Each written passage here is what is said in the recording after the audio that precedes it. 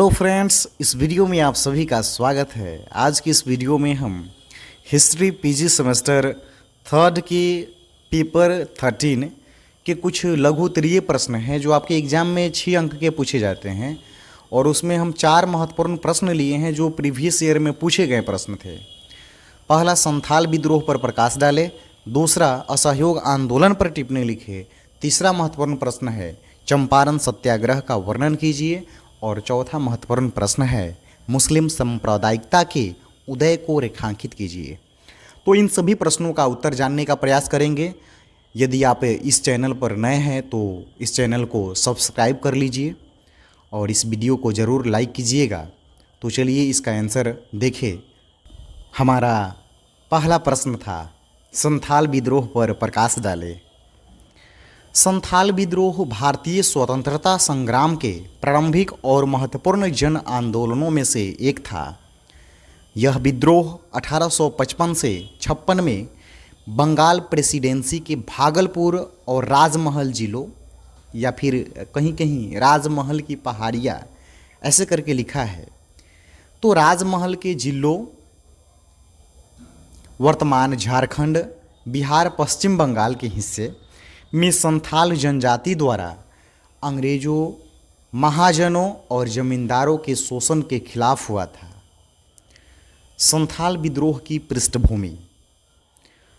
संथाल जनजाति मूलतः स्वतंत्र जीवन जीती थी, लेकिन ब्रिटिश शासन के दौरान उन्हें कृषि के लिए जंगलों से हटाकर नए क्षेत्रों में बसाया गया।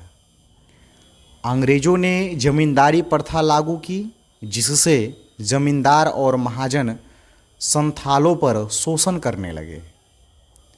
अत्यधिक कर, जबरन वसूली और कर्ज के जाल में फंसाए जाने से संथाल की स्थिति दयनीय हो गई। विद्रोह का नेतृत्व। इस विद्रोह का नेतृत्व सिधो, कान्हो, चांद, भैरव नामक 4 संथाल भाइयों ने किया। 30 जून 1855 को भगनाडीह गांव के करीब 10,000 संथालों ने एकत्र होकर विद्रोह की घोषणा कर दी। संथाल विद्रोह की घटनाएं। संथालों ने ब्रिटिश अधिकारियों, महाजनों और पुलिस चौकियों पर हमला किया।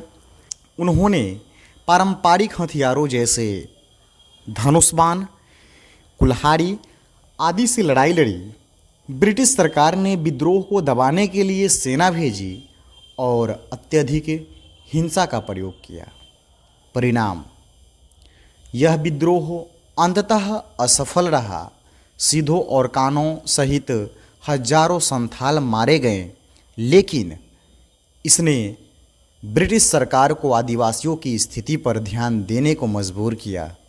इसके फलस्वरूप 1855 में सैंथाल परगना नामक एक नया जिला गठित किया गया। महत्व। यह भारत में पहला संगठित जनजातीय विद्रोह था। इसने भविष्य के आदिवासी संथालों और स्वतंत्रता संग्राम को प्रेरित किया। ये प्रश्न लघु उत्तरीय हैं, इसलिए इसका आंसर मैं इतना ही टाइप किया हूँ। अब बढ़ते हैं अगले प्रश्न की ओर। हमारा दूसरा महत्वपूर्ण प्रश्न था, असहयोग आंदोलन पर टिप्पणी। असहयोग आंदोलन भारत के स्वतंत्रता संग्राम का एक महत्वपूर्ण चरण था, जिसकी शुरुआत महात्मा गांधी ने 1920 में की थी। यह आंदोलन ब्रिटिश शासन के खिलाफ हिंसात्मक असहयोग का एक सशक्त माध्यम बना। जालियांवाला बाग हत्याकांड और रॉलेट एक्ट जैसी दमनकारी घटनाओं से क्षुब्ध होकर गांधी जी ने देशवासियों से अंग्रेजी शासन की व्यवस्थाओं जैसे सरकारी नौकरी, न्यायालय, स्कूल, कॉलेज और विदेशी वस्त्र का बहिष्कार करने का आह्वान किया। इस आंदोलन ने भारतीय जनता में राष्ट्रवाद की भावना को गहराई से जगाया। किसान, मजदूर, छात्र और महिलाएं बड़ी संख्या में इसमें शामिल हुए। हालांकि 1922 में चौरी चौरा की हिंसक घटना के बाद गांधी जी ने आंदोलन वापस ले लिया। फिर भी यह आंदोलन स्वतंत्रता संग्राम की नींव को और मजबूत करने वाला साबित हुआ।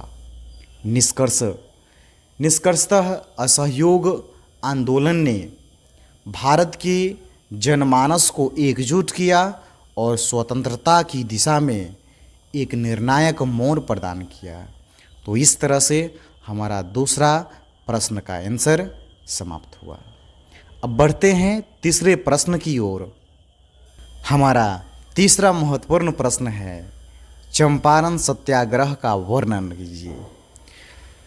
चंपारण सत्याग्रह भारतीय स्वतंत्रता संग्राम का एक महत्वपूर्ण आंदोलन था जो वर्ष 1917 में बिहार के चंपारण जिले में हुआ।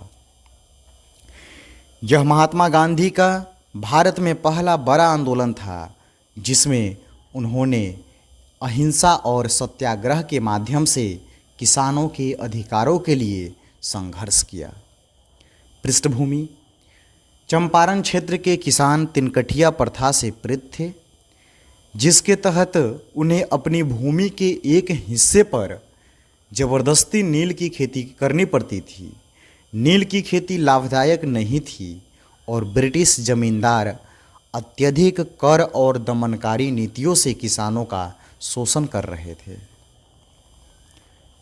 गांधी जी की भूमिका: राजकुमार शुक्ल नामक किसान नेता ने गांधी जी से इस समस्या के समाधान के लिए चंपारण आने का आग्रह किया। गांधी जी अप्रैल 1917 में चंपारण पहुँचे और किसानों की समस्याओं को समझने के लिए गांव-गांव घूमे।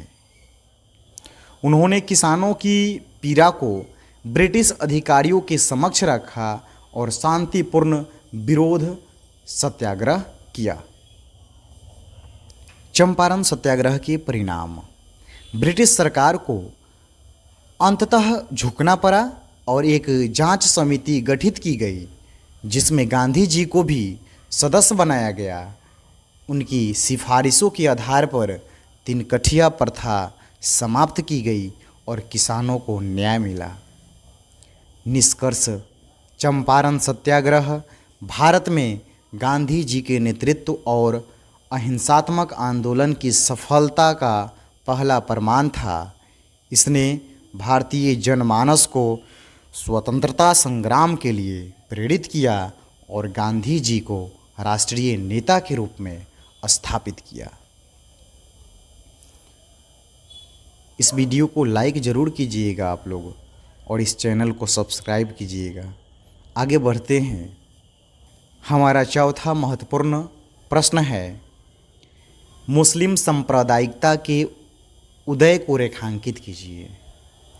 मुस्लिम सांप्रदायिकता के उदय को रेखांकित करना एक ऐतिहासिक प्रक्रिया है जो भारत के सामाजिक, राजनैतिक और धार्मिक परिवर्तनों से जुड़ी है। इसका विकास मुख्यतः 19वीं शताब्दी के उत्तरार्ध और 20वीं शताब्दी के पूर्वार्ध में हुआ। नीचे इसके कारण और चरण दिए जा रहे हैं। पहला जो है, औपनिवेशिक नीति का प्रभाव। ब्रिटिश सरकार ने फूट डालो और राज करो की नीति अपनाई। उन्होंने हिंदू और मुस्लिम समुदाय के बीच मतभेदों को बढ़ावा दिया ताकि वे आपस में बटे रहे और स्वतंत्रता संग्राम में एकजुट न हो सके। दूसरा, अलग निर्वाचन प्रणाली। 1909 के मार्ले मिंटो सुधार के तहत मुस्लिमों को अलग निर्वाचन प्रणाली दी गई जिससे उन्होंने खुद को एक अलग राजनैतिक इकाई के रूप में देखना शुरू किया। तीसरा, मुस्लिम लीग की स्थापना जो 1906 में हुआ था। ढाका में मुस्लिम नेताओं ने मुस्लिम लीग की स्थापना की जिसका उद्देश्य मुसलमानों के राजनीतिक अधिकारों की रक्षा करना था। यह कांग्रेस के समानांतर एक मुस्लिम राजनीतिक संगठन बन गया। चौथा, हिंदू मुस्लिम दंगे और धार्मिक ध्रुवीकरण।